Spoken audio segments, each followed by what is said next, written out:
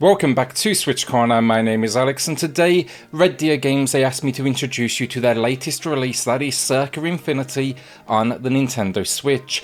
A puzzle game, and I think PewDiePie summed this one up perfectly when he checked it out, and that was, my brain is melting. So hit subscribe if you love the Switch, as much as we all do here, join our growing family, and let's get started.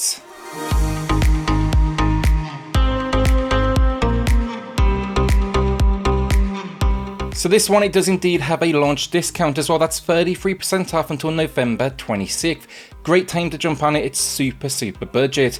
But as I said here, look, sponsored, but I also want to give Kenny Young's game the respect it deserves. It's really bloody good, and no one needed to sponsor me to say that.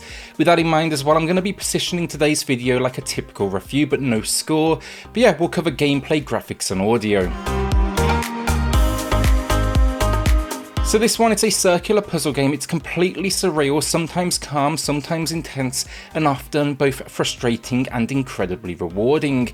This one though, it sets itself over 5 worlds containing 10 levels each. Things start simple enough. It's kind of traditional for this genre, which is kind of part puzzle, part Twitch platformer, but things naturally, they kind of escalate very quickly. The idea though, simple: move to the next circle, overcoming the 50 levels ahead of you, and then face the occasional boss moment. The focus here, it's all about overcoming the complexity of what's around you using a single input, and that is jump. That's all you've got alongside your movement with the left stick in the circular motion. The game, it quickly, as I said, starts to increase the challenge, however, in how it asks you to leverage this jump mechanic.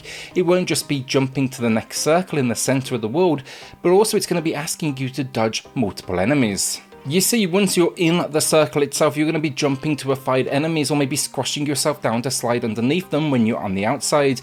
Plus, the enemies' attacks become more complex. Some will move only when you do, others will stop moving if you jump. Some will be tall enough that they can actually attack you on the outside of the circle, so you better get yourself in there quickly. Others, they'll be flying all over the shop.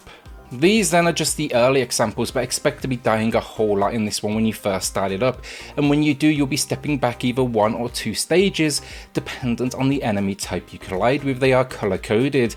It's absolutely infuriating at points, honestly, but you pick it up quickly and the feeling of reward is high.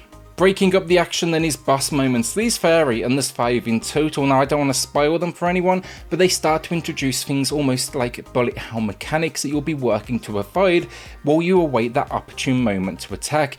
This is typically when they turn black, you jump on them, jump off, and it deals some serious damage. These moments, I will say, probably slightly easier than the main gameplay itself, but it's definitely a nice diversion from the increasing challenging levels. It definitely made for a change of pace.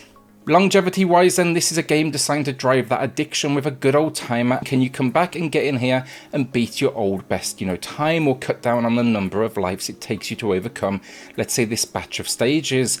There's even then some unlockables at the end game as well. Sadly though, the one thing I will say, no online leaderboards, which I think would be a great addition in the future. But if you are a sucker for punishment, this is going to be a unique spin on the Twitch puzzle platformer world.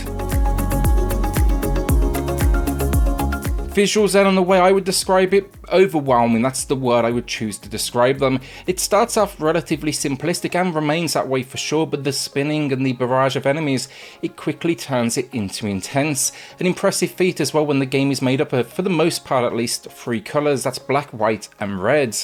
I'd almost describe it though as hypnotic. You can quickly get sucked into this world. It was definitely a wise decision as well, for sure. It makes it easy to identify your foes on screen. For some though, I will say it might be a little bit too much. It feels like an assault on the senses, progressively increasing that hypnotic design, but I think others are gonna absolutely love it. Audio finally, and the soundtrack comes from Jack and Jim Fay. It's electronic, it's a great score. It's got that sound that in the right moment can be chill, in others that could turn to dread, in others, honestly, it's going to push you to the edge of your seat. The speed of the music goes all over the place in keeping with the action, but I was overall just really impressed. It's a soundtrack I'd happily check out outside of the game world, which is typically the biggest compliment I can give music from any game.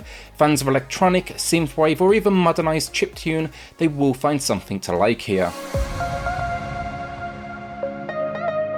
Alright, so as I say, look, sponsored, so no typical score today in regards to my opinion, but I will at least put this out there. Look, I am impressed.